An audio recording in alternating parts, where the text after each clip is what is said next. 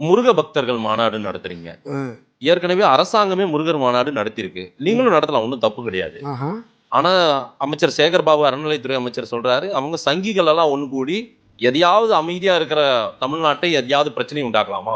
மதத்தாலும், இனத்தாலும், சாதியாலும் தமிழ்நாட்டை பிளவுபடுத்த நினைக்கிற கூட்டம் நடத்துறது ஒரு மாநாடா? எங்க காசை போட்டு நாங்க நடத்துறோம்.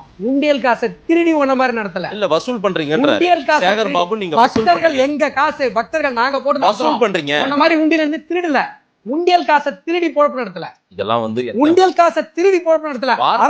அறநிலையத்துறை டிஃபர்மேஷன் போட்டு நான் கோர்ட்டுக்கு வந்து பதில் சொல்றேன். எங்க திருடி இருக்காங்க, எங்க திருடி இருக்காங்க, நான் அஃபிடேவிட் போட்டுறேன். ஊரே நாரட்டம். டிஃபர்மேஷன் போட சொல்ல அந்த அறநிலையத்துறை அதிகாரிகளுக்கு ஆன்மர் தான் எவ்வளவு டிஃபர்மேஷன் போடுவோம். ஒரு கோயில் விஷயம், என்ன கோயில் விஷயம், வழிபாட்டு விஷயத்தை உண்டியல் காசை திருடி தின்ற நீங்க தாங்க அசிங்கப்படணும்.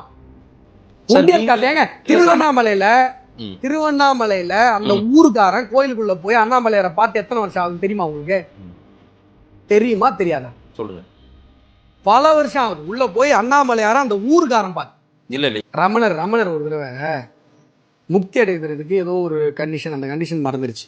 ஏதோ ஒன்று பண்ணியிருக்கணும் சன்னியாசத்துக்கு அப்புறம். அதான் அந்த ப்ராசஸ் அவர் பண்ணலை.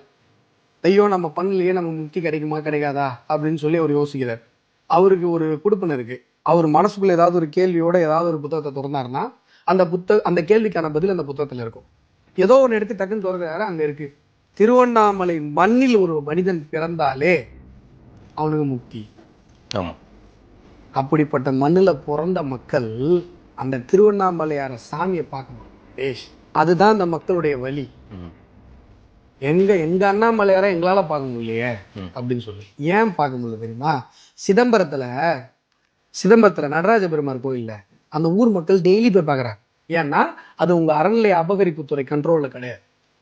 நீங்க என்ன பண்றீங்க? பாம்பு மாதிரி கம்பி கட்டி கட்டி கட்டி பணத்தை பிடிங்கி திங்கிறதுக்காக அந்த கியூல உக்காறது கூட வழி கிடையாது.